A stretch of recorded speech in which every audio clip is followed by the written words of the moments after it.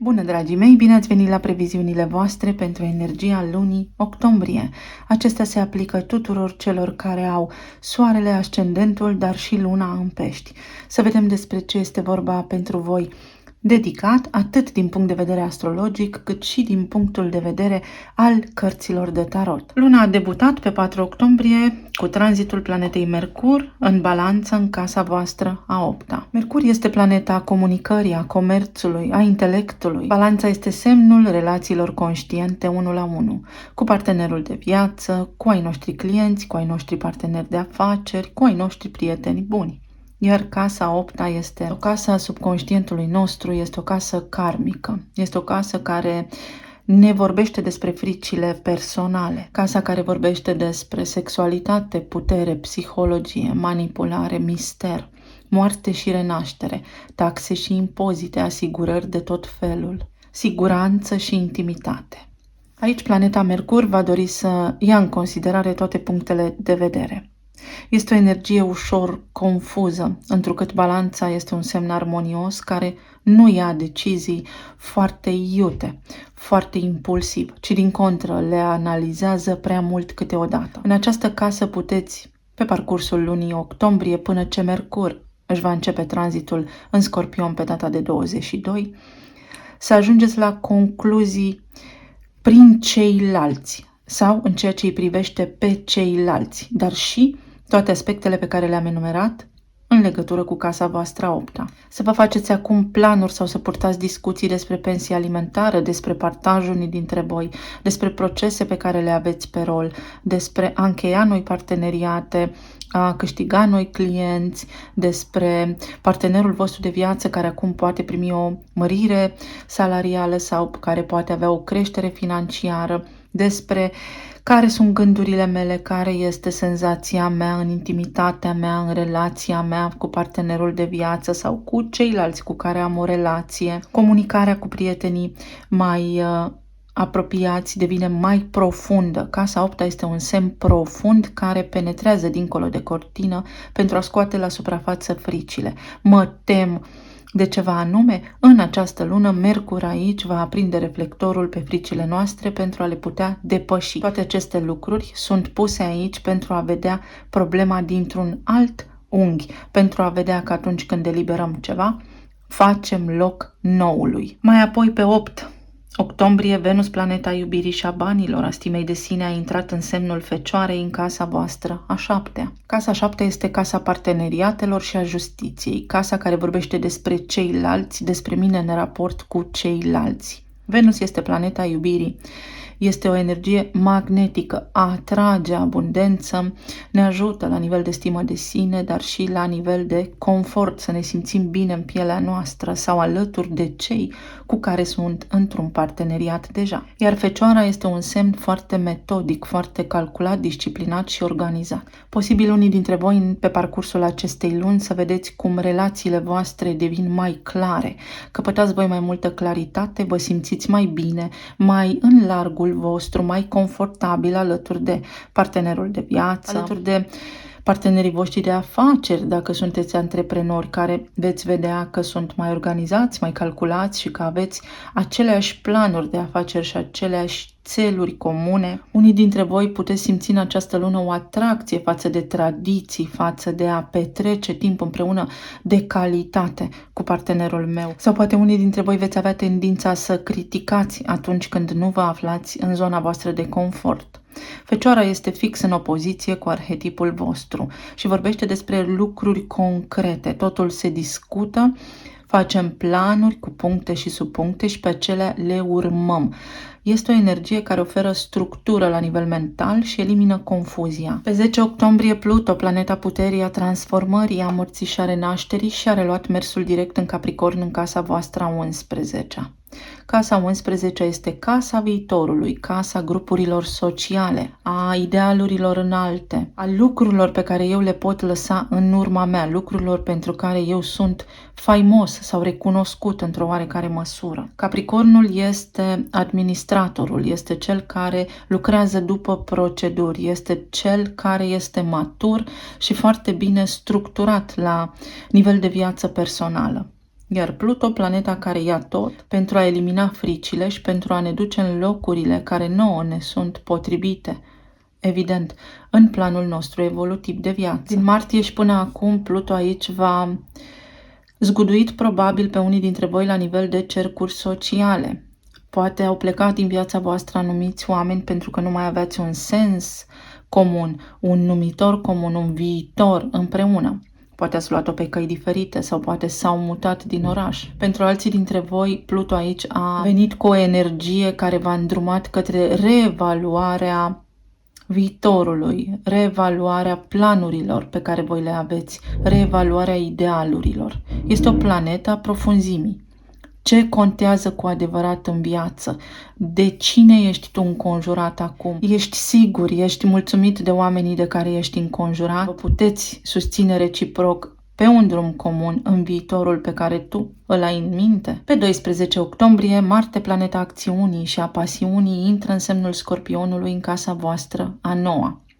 În casa filosofiei, în casa credinței, în casa studiilor înalte, locul unde mă transform din student în profesor, locul unde înțeleg, locul unde devin înțelept. Marte este o planetă a acțiunii și aici în Scorpion poate veni cu o energie ușor obsesivă, pentru că nu se va opri până ce nu va atinge rezultatul dorit. Este o energie foarte pasională, cu o tentă erotică sexuală, care va produce, poate pentru unii dintre voi, o ușoară tensiune și pe alocuri conflict, pentru că altfel nu știe, este o energie brută. Iar aici puteți descoperi în această lună cum apar în viața voastră oameni care nu sunt de aceeași naționalitate cu voi sau oameni care sunt de aceeași naționalitate cu voi, dar trăiesc într-o altă țară față de voi, cu care să simțiți o chimie nebănuită, cu care să intrați într-o relație de poveste, de bază. Pentru alții dintre voi, dacă aveți procese, acum aveți capacitatea să lucrați, să obțineți rezultate, să vedeți acțiune în această zonă. Pentru alții dintre voi, studii înalte, vă hotărâți să scoateți adevărul la suprafață, descoperiți lucruri legate de misticism, de spiritualitate, de credința proprie. Mai apoi, pe 14 octombrie, avem parte de luna nouă din Balanță, care este deopotrivă și eclipsă de soare din casa voastră a 8-a. O lună nouă spune intenții noi. Un drum nou se deschide pentru mine în chestiunile legate de relațiile mele conștiente 1 la 1, într-o casă a ocultismului, într-o casă a psihologiei, a misterului, unde vedem după cortină lucruri care poate ne-au fost ascunse sau traumele noastre din subconștient, într-o casă a intimității, a sexualității și a puterii personale, a taxelor și a impozitelor. O eclipsă de soare este un eveniment puternic pentru toată lumea. Va avea un impact major în viețile tuturor. O asemenea energie s-a mai regăsit în anul 1999, între anii 2006-2007, între anii 2015-2016,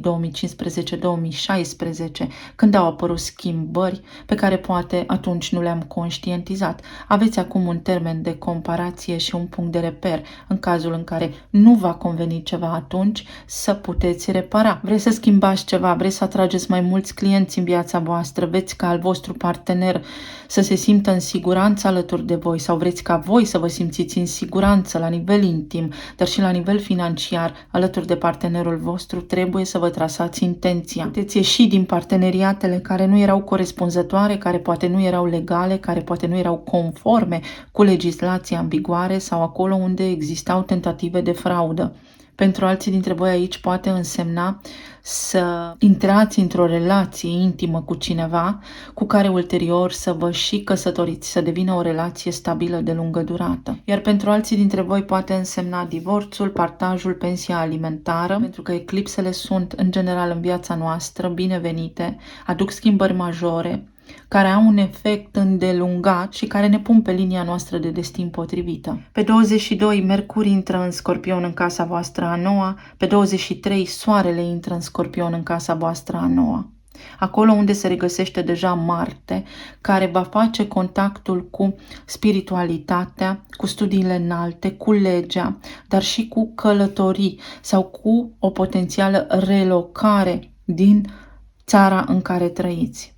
Poate unora dintre voi vă ies acum actele pentru cetățenie sau poate unii dintre voi vă gândiți să vă mutați permanent de unde sunteți acum. Alții dintre voi, atenție că s-ar putea să vă simțiți geloși în această lună. Casa Noua vorbește despre propria credință, despre ceea ce am învățat eu până acum. Puteți lucra cu subconștientul vostru, cu încredere, că soarele aici vă vitalizează și vă ține pe linia de plutire potrivită vouă, pe linia voastră de destin. Și nu în ultimul rând, pe 28 octombrie avem parte de luna plină din Taur sau eclipsa parțială de lună din casa voastră a treia. Studiile și ce învăț, ce descoper la nivel de spiritualitate, de credință, de religie inclusiv, despre alte civilizații, despre geneza lumii pentru unii dintre voi, drumurile pe distanțe scurte, mediul meu de pe lângă casă, frații, surorile, neamul meu, unchii, mătușile, verișorii primari, vecinii, comunitatea mea, comunicarea cu aceștia, modul în care comunic, modul în care gândesc, ce studiez, ce informații cercetez și nu în ultimul rând, tranzacțiile pe care le pot face. Așa cum am precizat, unii dintre voi puteți lăsa în urmă o viață veche pentru a păși cu succes către un viitor mai bun sau către altă locație, altă țară, să o luați de la capăt. Pentru alții dintre voi poate fi aici aplanarea unui conflict cu cei care fac parte din comunitatea voastră sau care sunt pe lângă casa voastră. Unii dintre voi puteți pleca într-o călătorie inițiatică sau puteți începe un proces de călătorie către sufletul vostru, către interiorul vostru, către subconștientul vostru pentru a vă elibera de programarea comunității din care faceți parte, de programarea formatorilor voștri încă din fragedă pruncie. Eu vă doresc tuturor să aveți o lună minunată și plină de realizări și să vedem acum ce ne spun și cărțile. Pești, octombrie.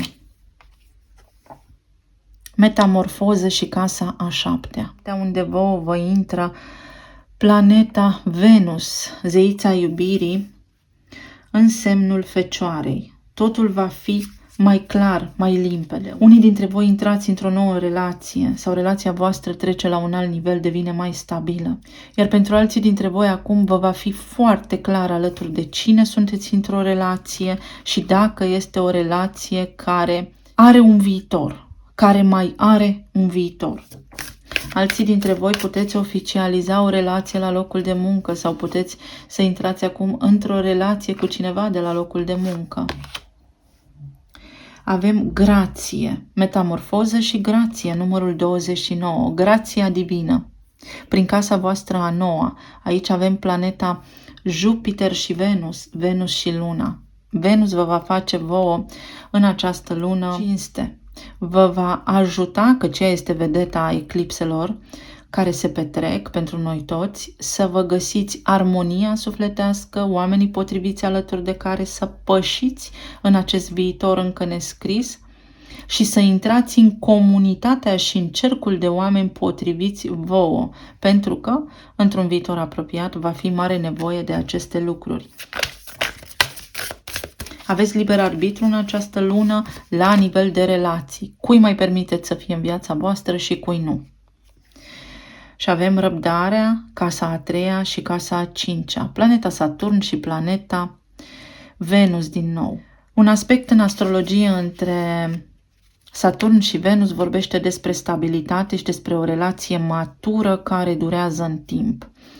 Casa a treia vorbește despre faptul că sunt mereu pe drumuri să ne vedem, să te văd, și casa a cincea despre relațiile de iubire care au rămas doar așa, la nivel destul de ambigu sau ne vedem din când în când.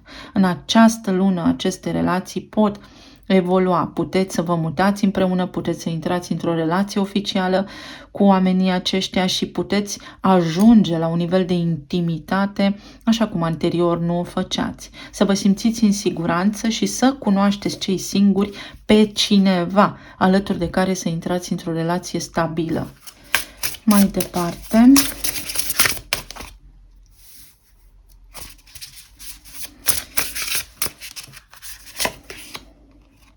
Avem semnul Scorpionului, intimitate, descoperirea misterului, aflarea adevărului, eliberare și îndepărtare, vindecarea rănilor. În casa nouă veți găsi acum puterea să depășiți niște lucruri prin propria voastră experiență care anterior au fost dureroase.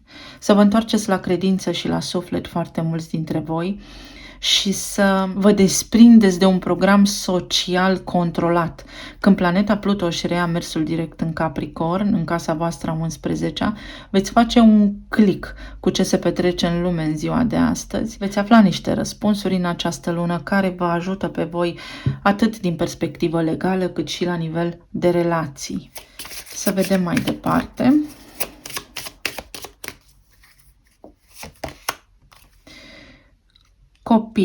Copilul interior care acum devine matur, se maturizează la nivel de stimă de sine, începe să vă apreciați reciproc, începeți să eliminați gelozia sau să eliminați starea de confuzie care v-a urmărit de ceva ani încoace. Pentru alții dintre voi copilul vostru este foarte important sau pentru copii vă mutați în altă țară, puteți afla că sunteți bunici, iar unii dintre voi părinți.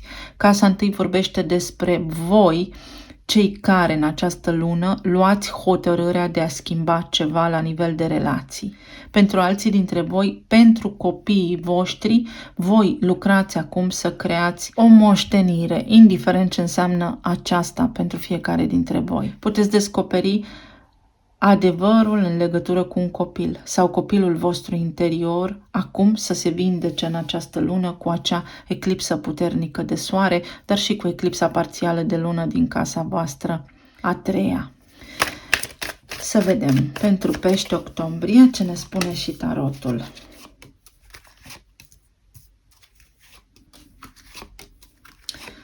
La nivel de relații, plan material și plan emoțional. Luna octombrie aduce nebunul, aduce 6 de monede și aduce 8 de monede. Disponibilitatea voastră va fi oglindită de cei cu care voi aveți o relație 1 la 1 în această lună. În primul rând, dacă sunteți singuri, puteți cunoaște pe cineva alături de care să intrați într-o relație, să începeți să vă întâlniți, să vă cunoașteți bine de tot și foarte tradițional, foarte transparent. Ce este în mână nu este minciună. Totul în văzul tuturor. Nu avem secrete, ne respectăm, ne admirăm și ne iubim reciproc, cu care să ajung într-un contract. Unii dintre voi veți cunoaște aici niște oameni cu care aveți un contract karmic, dar karma nu înseamnă bine sau rău, ci doar că ne-am mai cunoscut înainte, care să vă ajute să depășiți niște frici, să vindecați niște răni și ulterior să ajungeți în semnul Scorpionului mai maturi, pentru că acolo casa a noua vorbește despre înțelepciune pe care o și avem aici pe masă prin grație și prin metamorfoză. Vi se schimbă destinul, vi se schimbă gândul și implicit puteți manifesta în viața voastră pe cineva așa cum vă doriți. Pentru cei care sunteți într-o relație stabilă, aici aveți parte de un nou început la nivel de banii partenerului sau partenerul vostru se simte împlinit sau voi în raport cu acesta în sfârșit vă simțiți unii dintre voi în siguranță. Iar pentru alții dintre voi aici înseamnă o iau de la început fără tine pentru că mă pot descurca singur. Casa 8 înseamnă și finalitate, fatalism, moarte și renaștere, în sensul că nu mai vreau să fiu într-o relație cu tine, a fost suficient, acum fiecare pe drumul propriu.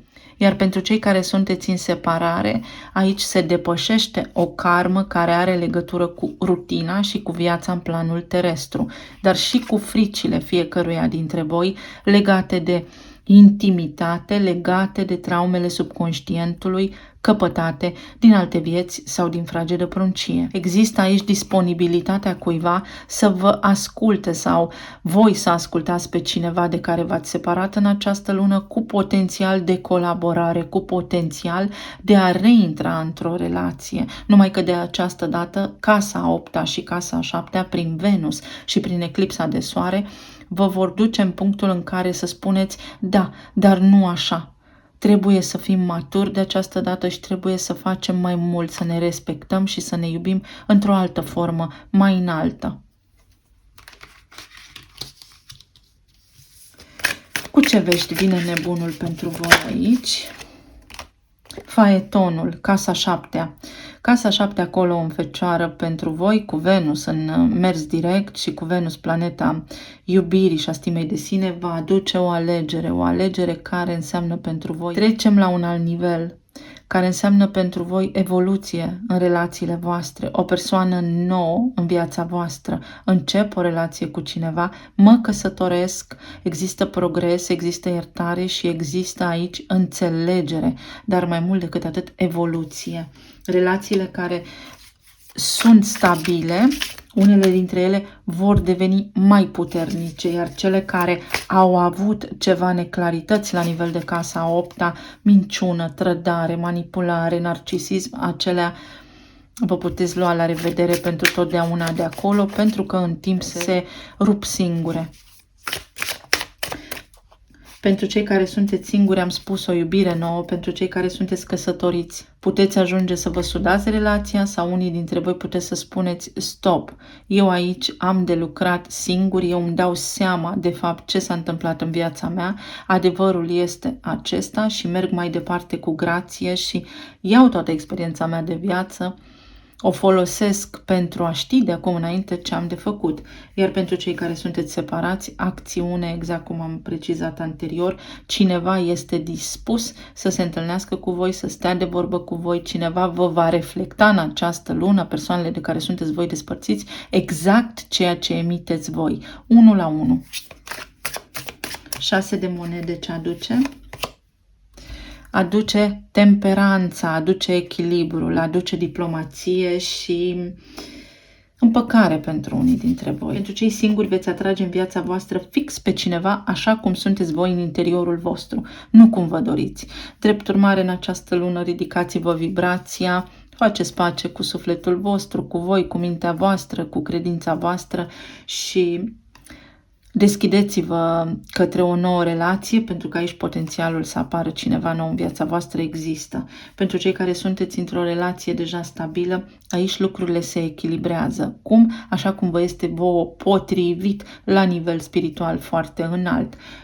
Unii dintre voi să evoluați împreună, să deveniți mai buni, să deveniți mai puternici, alții dintre voi să o luați pe drumuri separate, dar nu în conflict, ci în armonie, să fie totul amiabil. Iar pentru cei care sunteți în separare, exact cum am spus, aici cineva vă va reflecta pe voi 1 la 1 în mod direct. Va înțelege rațiunea, va analiza, va conștientiza niște lucruri concrete. Am locuit atâta timp împreună, avem împreună poate un copil sau, uite, omul ăsta m-a iubit, a avut grijă de mine. Conștientizare la nivel foarte, foarte realist și pragmatic, care va face această persoană să reconsidere faptul că nu sunteți împreună acum și să fie disponibilă să stați de vorbă mai profund, mai elevat, mai înțelept. Iar 8 de monede are împărăteasa. Wow, ce frumos! Aceasta este cartea Fecioarei și aici este planeta Venus în Fecioară. Unora dintre voi va aduce căsătorie tradițională. Mă mut cu tine, totul este bine, locuim împreună, ne respectăm, ne iubim. Toate relațiile în această lună pentru voi sunt puse sub lupă, tocmai pentru ca eclipsa din casa 8-a să vă facă pe voi să înțelegeți că poate sunteți unii dintre voi în niște relații care au la bază fricile voastre, v-ați ales un partener care imită sau care seamănă 1 la 1 cu părinții voștri, cu cineva care v-a crescut, care a avut grijă de voi în copilărie și este momentul să deveniți conștienți de acestea pentru a vedea dacă există iubire. Iar pentru alții dintre voi aduce iubirea aceea trainică, alături de care să aveți un viitor sustenabil împreună. Cea mai bună carte pentru relație: liniștea, serendipity. Lucruri noi și bune se află la orizont aici pentru tine. Într-adevăr, planeta Pluto din casa 11 vă deschide un nou drum, o nouă linie de destin, mai ales prin eclipsa de soare din casa a 8-a. o întâlnire magică, o trăire magică alături de omul potrivit vouă, poate nu neapărat de cel alături de care vă doriți voi să fiți. Dar această lună vă deschide vouă un portal către o nouă linie de destin pentru a fi bine, pentru a fi fericiți. Contează foarte mult cum veți gândi în această lună. La nivel de plan material avem Luna, Pajul de spade și 10 de cupe. La nivel de plan material aici unii dintre voi s-ar putea să fi lucrat în ture de noapte și acest lucru să vă fi obosit. Pentru că sunt mai bine plătite, cel mai probabil există sporuri aici, dar acest lucru va ținut departe de relația voastră și vă afectează, întrucât acolo, în casa 8-a, este vorba despre intimitate. Și această lună vă spune, merită tot sacrificiul tău, merită să faci ceea ce faci și să nu fii alături de familia ta. Și de aici să trageți voi singuri concluziile. Pentru alții dintre voi va ieși aici la suprafață o șansă. Primiți de nicăieri o șansă, o ofertă de lucru care vă bucură foarte mult sufletul. Altora dintre voi, odată ce se petrece luna plină din Taur sau eclipsa de soare din casa a 3-a, vedeți, vă vin niște idei noi. Fie începe să vorbiți cu cineva nou în viața voastră și acest lucru vă va bucura extrem de mult pentru că vă îndrăgostiți sau cineva se îndrăgostește de voi și vă spune, fie aici sunt niște studii porniți pe o cale a cunoașterii către dezvoltare personală, către dezvoltare profesională și toate aceste lucruri vă vor susține la nivel financiar.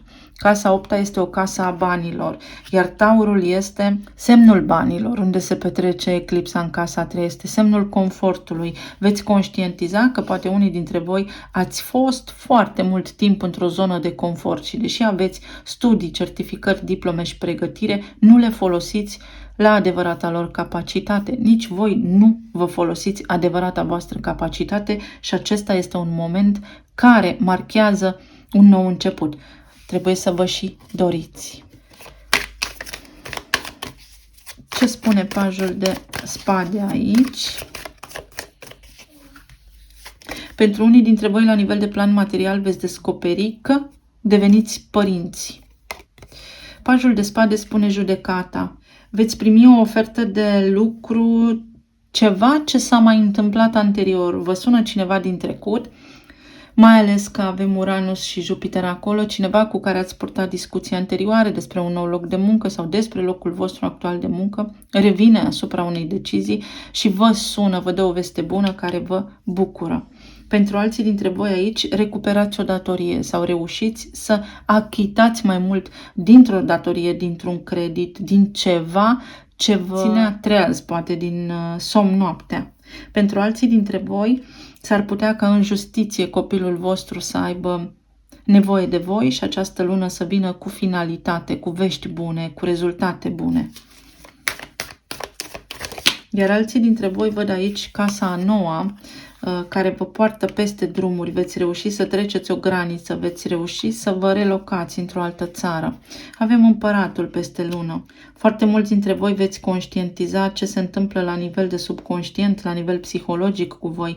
Sănătatea voastră va fi importantă aici sau poate începeți niște studii care au legătură cu dezvoltarea personală, cu o terapie holistică, cu ceva ce are legătură cu antreprenoriatul pentru unii dintre voi. Veți îndrăzni să o luați pe cont propriu, fără teamă, pentru că aveți sprijinul și suportul partenerului vostru de viață. Iar pentru alții dintre voi aveți aici un șef care vă place. Încă de mult este foarte îndrăgostit de voi, un șef sau o șefă. Poate este cineva faimos cunoscut în comunitatea sa. 10 de cupe. Are cavalerul de cupe. Unii dintre voi primiți o promovare și veți fi foarte entuziasmați, alții dintre voi vă mutați, reușiți să faceți cumva la nivel de plan financiar, să vă mutați, să vă găsiți un serviciu alături de omul vostru drag care poate nu este în aceeași țară cu voi. Iar pentru alții dintre voi începeți o idilă la locul de muncă. La nivel de plan emoțional avem 7 de monede, cavalerul de cupe și din nou împăratul. La nivel de plan emoțional spune că aici, la mine la serviciu, există cineva care mă cucerește sau de care m-am îndrăgostit sau care s-a îndrăgostit de mine. Și este ceva ce durează de o bucată bună de vreme. Cineva care până acum a tăcut, dar care tot timpul s-a purtat frumos cu mine. Pentru alții dintre voi s-ar putea să însemne că ieșiți la pensie, casa 8-a să vină cu finalitatea contractului și cu... Pentru viitorul meu acum mi-am încheiat socotelile cu serviciul meu, cu activitatea în domeniul muncii. Pentru alții dintre voi primiți o veste bună și vă hotărâți să o luați pe compro, că aveți în voi capacitatea să vă descurcați. Iar dacă cumva v-ați împotmolit la nivel de afacere, căutați aici niște forme, niște căi să faceți mai mulți bani, iar răspunsul este creativitatea. Ceva ce are legătură cu creativitatea, joc de culoare, prin culori, prin creativitate, prin artă veți reuși. Poate un logo nou, poate să schimbați culoarea, poate să schimbați interfața site-ului dacă aveți o afacere. Ce spune 7 de monede aici? Judecata. Pentru unii dintre voi revine, să știți, soțul. Pentru alții dintre voi vă împăcați cu tata. Pentru alții dintre voi, soțul și copilul vostru se vor înțelege mai bine în această lună sau soțul vostru este disponibil pentru copilul vostru, are timp pentru el. Vedeți cum rezonați cu mesajul. Judecata spune revenire, judecata spune ascensiune la nivel spiritual, judecata spune casa a noua, unde eu mă înalț, unde eu înțeleg că sunt suveran în planul fizic și că nimeni nu are control asupra vieții mele. Pluto din casa 11 spune, tu ești destinul tău, tu ești propriul stăpân al destinului tău. Tu îți creezi singur viitorul, nimeni altcineva. Cavalerul de cupe are temperanța. Veți intra într-o armonie deplină. Minte, suflet, vă veți alinia și veți respira ușurați. Faceți pace cu cineva foarte important aici în această lună. Vă liniștiți deplin, vă calmați. Toată agitația se liniștește. La nivel medical vă vindecați de o afecțiune, de confuzie, de ceață mentală, de oboseală, de epuizare. Și împăratul are 7 de cupe. Vă vindecați de epuizare, de confuzie, de ceață mentală. După jumătatea lunii încolo, după ce se produce eclipsa, veți ști. Voi în ultimii ani, mai ales în ultimii 7 ani, ați fost foarte pierduți. Nu v-ați găsit locul, nu v-ați mai regăsit în activitatea profesională, în cuplu, s-au petrecut schimbări pentru voi, au apărut evenimente din care nu ați înțeles nimic. Aici, posibil unii dintre voi să aveți un copil care are ceva provocări de sănătate, dar care în această lună va avea un progres major, un salt mental. Vedeți cum rezonați și cu această informație.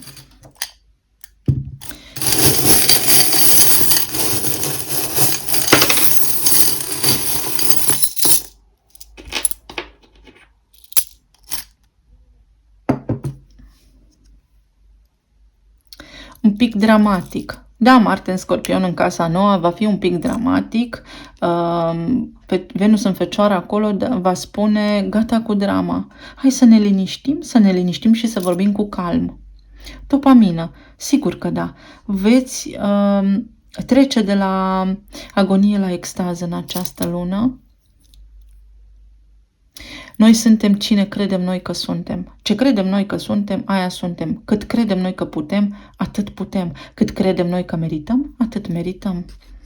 Această lună este de maximă importanță pentru voi la nivel de viitor. Pentru voi și viitorul vostru. O partitură, cuvintele voastre, să fiți foarte atenți în această lună la cuvinte, la credință, la cine vă rugați și la ce anume vă rugați, pentru ce vă rugați. Am nevoie de somn, provocări, vedeți, activitatea aceasta mentală, vă liniștiți, aveți nevoie de echilibru hormonal. Aveți dezechilibru la nivel de glandă tiroidă, aveți dezechilibru la nivel hormonal. Un conflict cu timpul, poate o așa zisă boală autoimună. Aici aveți voi de lucrat, vedeți, hormonal. O lopată. Ceva trebuie să plece pentru că eclipsele au un sens al sacrificiului pentru a putea planta noi semințe cu 7 de monede aici. Trăiește în momentul prezent, acum. Este ca și când ați fost deconectați, scoși așa din viața voastră și v-ați uitat precum spectatorul la ce se întâmplă fără să aveți puterea de a acționa. Din această lună puteți. Aici este Alice în țara minunilor, care se întâlnește cu motanul, adică voi față în față cu intuiția voastră. Oare visez sau sunt lucid? Aceasta va fi o lună în care vă veți convinge de niște lucruri importante pentru voi, veți afla niște răspunsuri. Post-scriptum, te iubesc. Pentru cei care sunteți separați, mai ales, aici mai există pentru unii dintre voi iubire, există iubire multă și bună.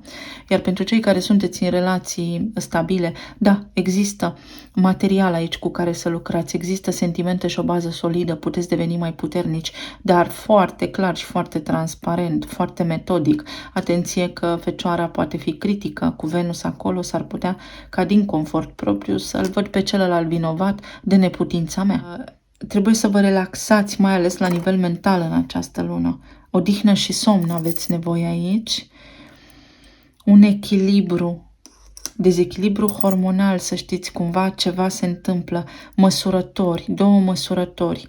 Și voi și partenerul vostru sunteți pe aceeași lungime de undă, însă este ca și când nu vă întâlniți. Altora dintre voi li se transmite următorul mesaj. Nu îți pune bazele și fericirea în lucruri care sunt temporare sau în persoane sau în lucruri care pot să plece din viața ta. Fii fericit tu, iubește-te pe tine tu și apoi vei vedea fericirea reflectată de mediul tău înconjurător. Pentru alții dintre voi avem aici un cal care se uită în trecut. Trebuie încheiat ceva din trecut sau toate provocările voastre din momentul prezent au legătură cu trecutul. 11 și 5. Ceva ce s-a petrecut acum 5 ani, acum 11 ani. O schimbare. Alegerea să schimb ceva în viața mea. Și va fi fix decizia voastră. Voi cu mâna voastră veți face ceva, pentru că nimic nu vine în viața noastră. Degeaba spunem, Doamne ajută. Da, dar noi trebuie să și facem, nu vine pentru fiecare dintre noi să ne rezolve viața. Altfel am fi în plus pe aici. Cocoșul galic, niște vești, niște oaspeți, o vizită puteți primi de la mama, de la o energie feminină cu care sunteți în relații bune, de la partenerul vostru care vine către voi cu iubire, care vine acasă de la serviciu sau care ia o hotărâre importantă să vă mutați împreună, să intrați într-o familie. Mâna destinului. Mâna destinului este pentru voi aici și mai este un talisman care spune nu tu ai fost de vină, ci ai avut parte de niște evenimente pe care le-ai atras în viața ta pentru ca tu să te trezești din visare. Avem un tren, o călătorie pe care o faceți în această lună. Este o călătorie magică, ca trenul din Harry Potter. Aveți o cheie, o șansă și o alegere de făcut și 2 opțiuni. Veți avea de ales 2 lucruri. Aici avem un creion. Aveți un talent artistic, un talent la desen sau un talent artistic pe care voi puteți să îl duceți la rang de perfecțiune în această lună, să îl perfecționați. Un triumf, o călătorie. Drumul vostru este unul plin de recunoaștere. Veți fi recunoscuți profesional, veți avea succes, veți avea parte de abundență. Doar trebuie să porniți pe drumul acesta. Aici avem din nou luna. Ceva din subconștientul vostru v-a blocat. Pentru unii dintre voi dragostea de sine sau ceva ați exagerat, ați persistat prea mult într-un gând, într-o idee și este acum momentul să faceți lucrurile cu măsură. Din nou mâna destinului și aici avem un leu foarte interesant. Voi aveți leul în casa a 6-a. Foarte mulți dintre voi posibil să lucrați în domeniul medical, dar nu este neapărat valabil. Unii dintre voi să primiți o promovare la locul de muncă, pentru alții dintre voi atenție la sănătate, atenție la palpitații, atenție, după cum spuneam, la hormon, la glanda tiroidă, la sistemul endocrin, de fapt. la întreg sistemul endocrin și pentru alții dintre voi veți primi o mână de ajutor la serviciu. Cineva foarte generos vă ajută să descurcați o situație. Și mai avem niște inițiale aici.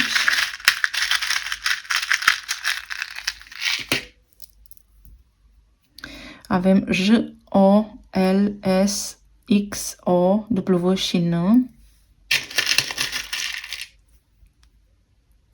RR. Revine acum ceva din trecutul vostru, ceva ce s-a purtat, atât în materie de modă, cât și în materie de trăire și de simțire. Puteți cunoaște pe cineva care era așa cum era pe vremuri. Știți, este ca și când v-ați întoarce în urmă cu 20 de ani la nivel de trăire frumoasă, un rând. Veți obține o programare sau mergeți undeva la un spectacol sau vă vine rândul de jos. Este un foarte bun moment acum să vă ridicați de jos, vă vine rândul să vă ridicați de jos. Se întoarce o roată. Este o lună a retribuțiilor karmice, să știți. Atenție la dantură și atenție la frâne, la discurile de frâne, la plăcuțe, atenție la cabluri, atenție la circuitele electrice din casă. Un rol. Veți fi vedetă într-un rol. Cineva vă aplaudă la scenă deschisă, poate sunteți artiști sau cineva vă vede și vă recunoaște acum pe deplin ca fiind omul potrivit lângă care vor să aibă o viață și o familie. Unii dintre voi veți câștiga ceva important în această lună, mai mulți bani, un proces, aveți un câștig de cauză, vă simțiți foarte bine. Alții dintre voi achitați un credit sau vreți să faceți un credit. Pe rândul de jos este semnătura. Atenție la ce semnați. Cu sora.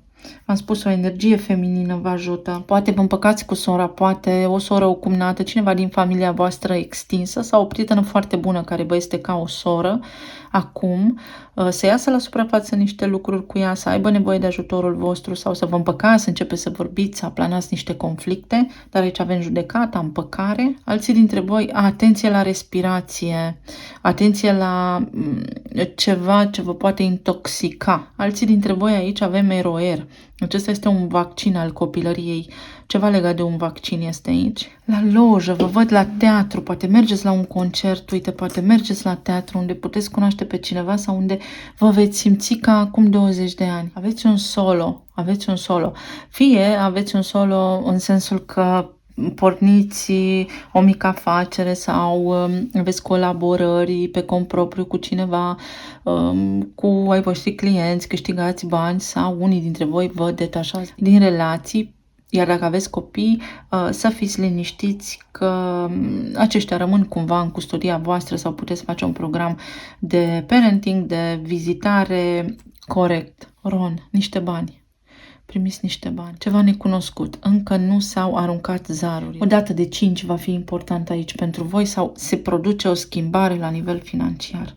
Acolo, la serviciul, apare ceva care vă bucură.